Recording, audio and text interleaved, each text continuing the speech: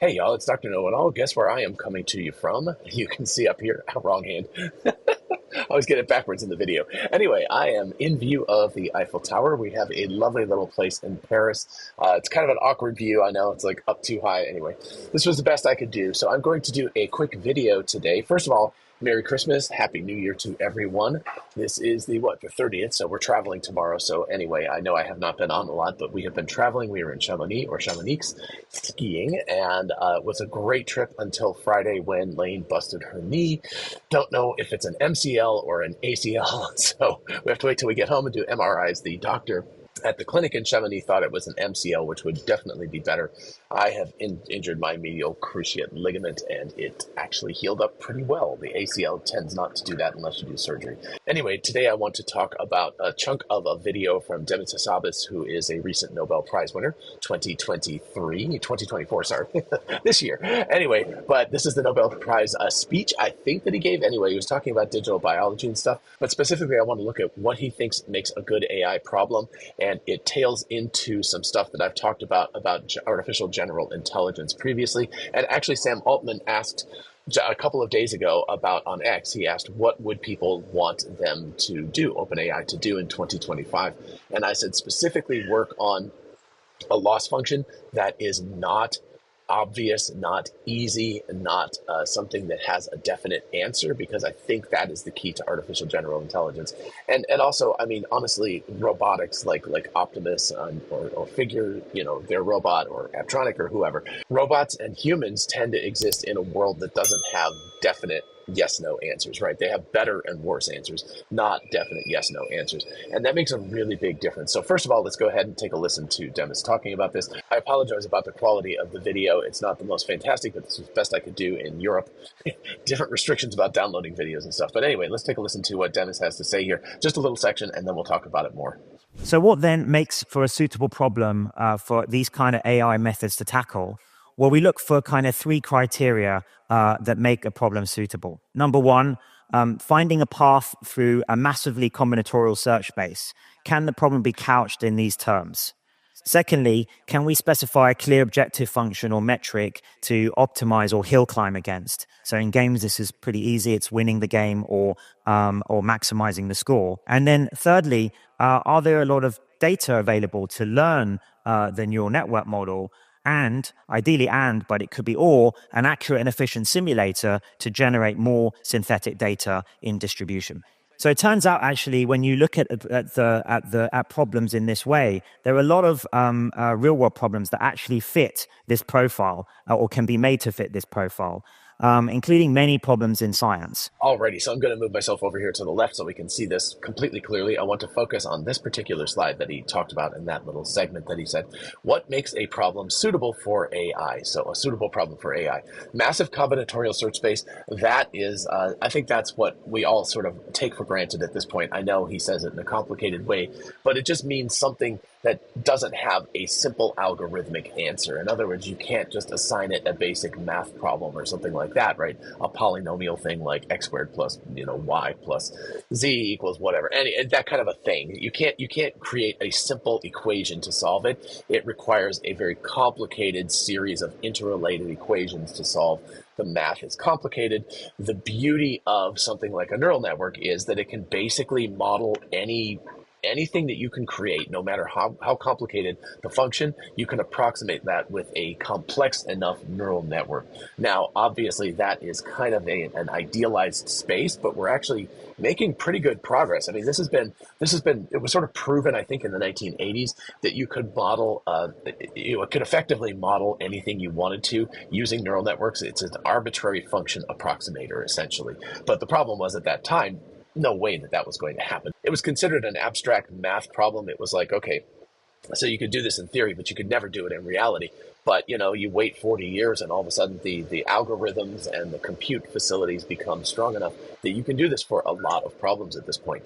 And so that is the first part of making a suitable problem for AI, is just something really big that's difficult to solve using traditional methods. Otherwise, why wouldn't you just program it, right? If it's give me all the prime numbers up to 1 billion or something, that's much easier to just program that into a computer than to train an AI to do that. But if you want all arbitrary numbers of prime numbers or something, it might be worth trying to train an AI to do that, because the numbers get really, really, really big. And so it might be able to do that. And actually, speaking of prime numbers, that's actually an interesting area where AI might be able to do what people thought would be quantum only. In other words, approximate quantum computers in their ability to find and factor prime numbers, just one possible thing. But anyway, a very large search space, that's the important part. That's what makes a good problem for AI. The second part of this is a clear objective function or metric to optimize against. So that I'm going to just delay for a second, because that's what I want to focus on here. And then the third one is either lots of data and or an accurate and efficient simulator. So, lots of data, meaning, if you want a large language model, you take the internet's worth of verbal stuff where people are talking and communicating, and you utilize that information to train on. So that is a lot of data. Alternatively, you can use the physical real world, right? If you have robots, they can interact in the physical world. That doesn't really count as lots of data, because robots, interacting in real time, I can only collect in my entire lifetime in almost 60 years. By the way, please subscribe to my channel. I would love to get to 100,000 subscribers by a month from now. It's my birthday is the 29th of January, and that would be great. It's my 60th birthday. But anyway, in my 60 years of life, I've only had the ability to collect a certain amount of data. It's not infinite. It wouldn't probably be enough to train a robot. Maybe it would, but you also don't want to wait 60 years to train a bot. So the alternative to this is an accurate and efficient simulator, which is what a lot of people, including NVIDIA, are working on right now. Jim Fan is working on that very hard.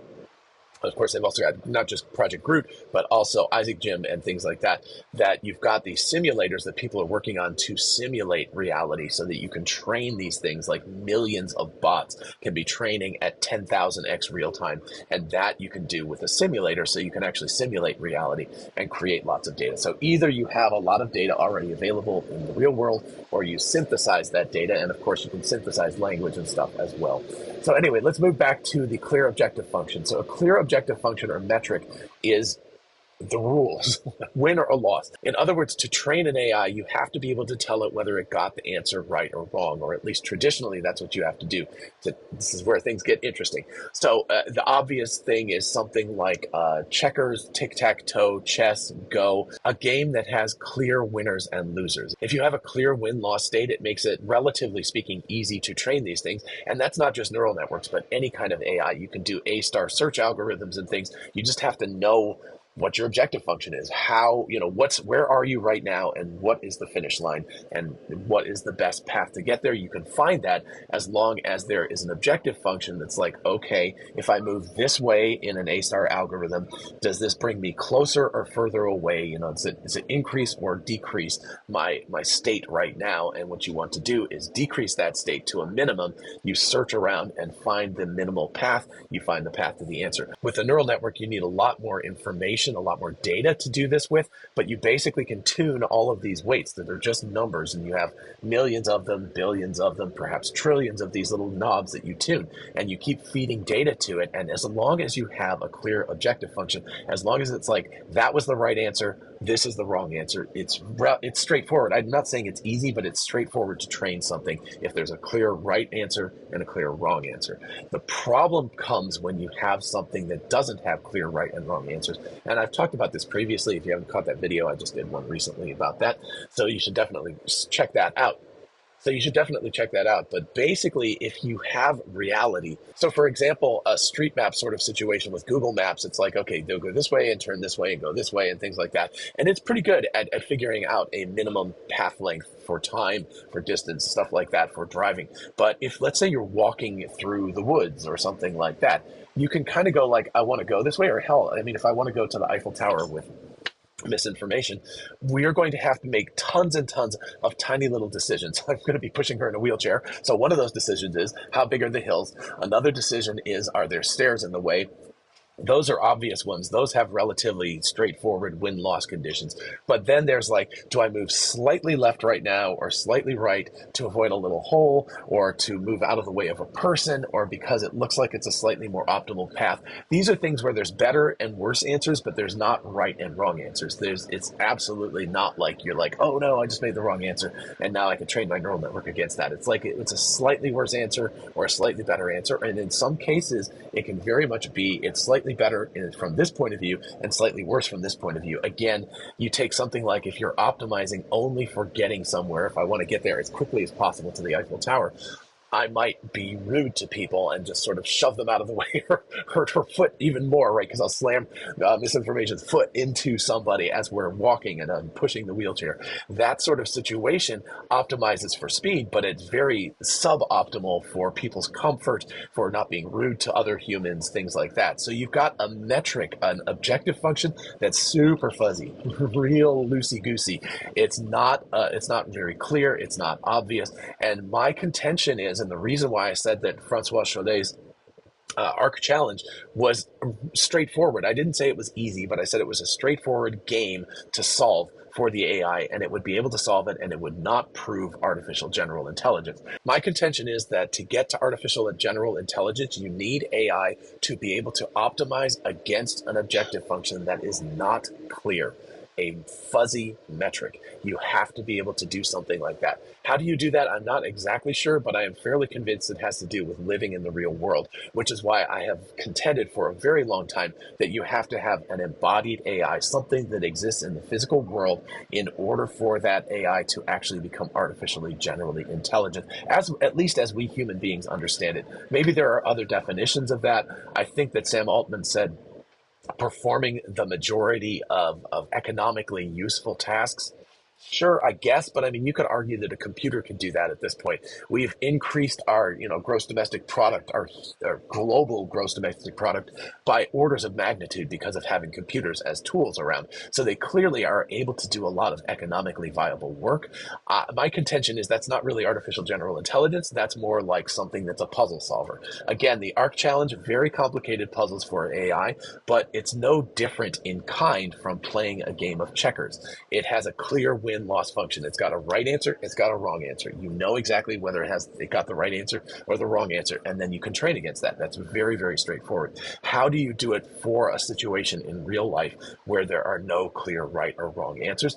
That's the question, and that's where I say that embodied AI is the only real chance to get to artificial general intelligence. Again, at least as we humans understand it, getting rid of definitional differences and things like that, playing around with semantics. I think the functional definition of artificial general intelligence is just it behaves like a human being. I think the functional definition of artificial general intelligence is it behaves like a human being in the world. Now, of course, we can behave like people, online on X or something like that, or on YouTube, communicating with each other entirely digitally, and that does not require a body. That can be done in a disembodied manner. But I think that learning how to be artificially generally intelligent requires a body. That's the part that requires the body. After that, of course, you can put it in a virtualized space and it can exist in that space. But in order to kind of understand the world globally, we need to be able to have that AI optimize against a non-clear objective function instead of a clear objective function. So it needs to be able to optimize against a fuzzy metric rather than a clear metric. Again, I think that the real world is just chock full of examples to teach us. And so therefore, the best way to do this is going to be to put bots in the world.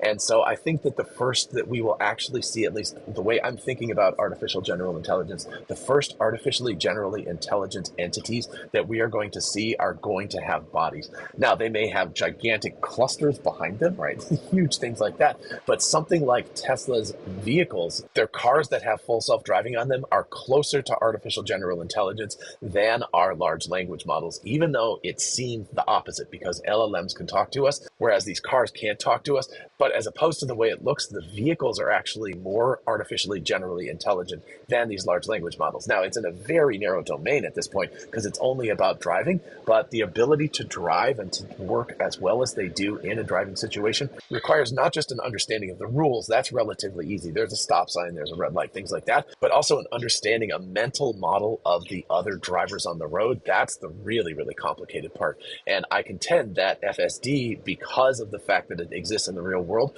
is more artificially generally intelligent than is a large language model, even though it seems the opposite at this point. And my secondary contention is that when we get humanoid bots like Optimus, like Apptronic's Apollo, like Figure 02 or 03 or whatever, when we get these bots that can talk to us and interact with us like a human being does, and I've had a chance to see this just a little bit on my end of things. I've seen behind the curtain a little, little, I'm witnessing this stuff happening, and I'm like, oh yeah, this is where we're actually going to see AGI take place. It's not going to be entirely in these large language models or things, because they're never going to be able to learn about the real world to the extent that an embodied AI will be able to do. Alrighty, folks, so that's what I got for you this fine morning, fine, very, very foggy morning where you can't even see the top of the Eiffel Tower. It exists, I promise. But anyway, let me know what you think about this in the comments. I would love to know if you agree with me, if you think that large language models are going to be able to solve AGI, if you think my definition is totally wrong or anything like that, or if you agree with me. I would love to know. While you're down there, if you don't mind liking and subscribing, again, I would love to get to 100,000 subscribers by my 60th birthday. That would be amazing. Thank you all so much. And in the meantime, I'll see you in the next video, likely from my studio back in Athens. Bye-bye.